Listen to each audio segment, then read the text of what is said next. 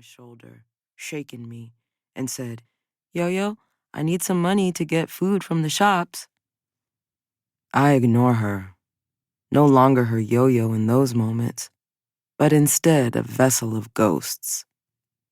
Used to my dissociative episodes, Elijah knows when to reach into my wallet and get my debit card herself. After midnight, when Elijah still can't sleep, I watch TV with her in her bed.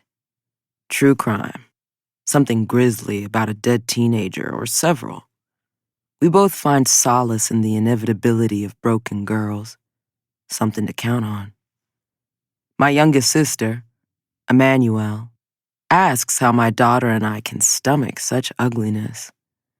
I tell her we watch the sensationalized breakdowns of people's lives in the same spirit we do puzzles.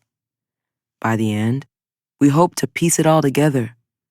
We cling to the promise inherent in the genre's title, that we will find something true here.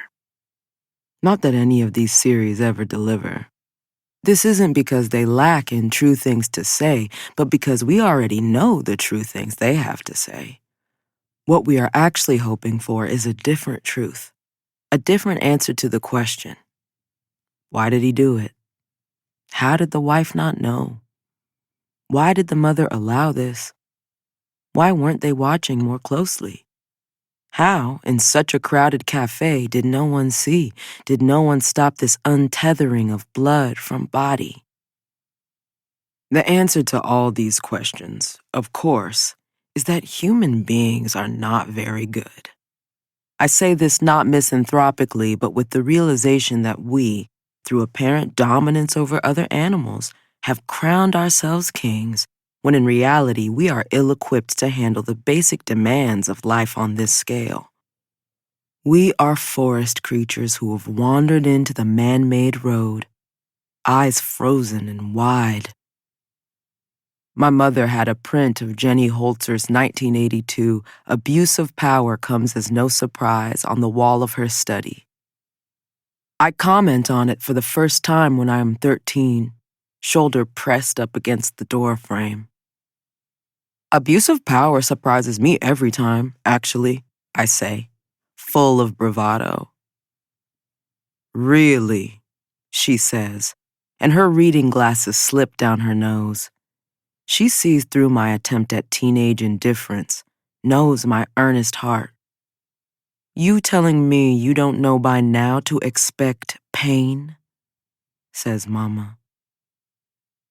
I lived in a house devoted to my breaking apart, but I refused to be wrong in front of Mama.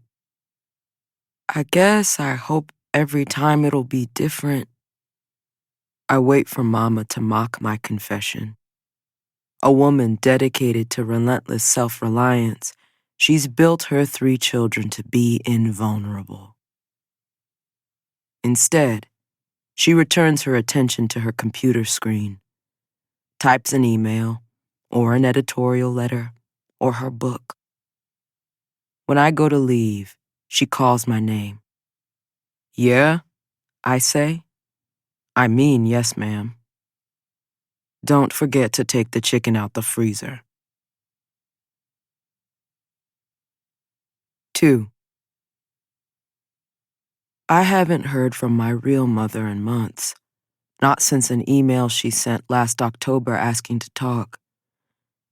But nightmare mother, ghost mother, always there in Mama's absence, texts me now.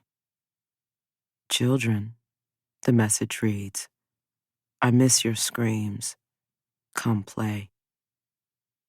Never satisfied bringing ruin once or even twice, Nightmare Mother sends the message several more times.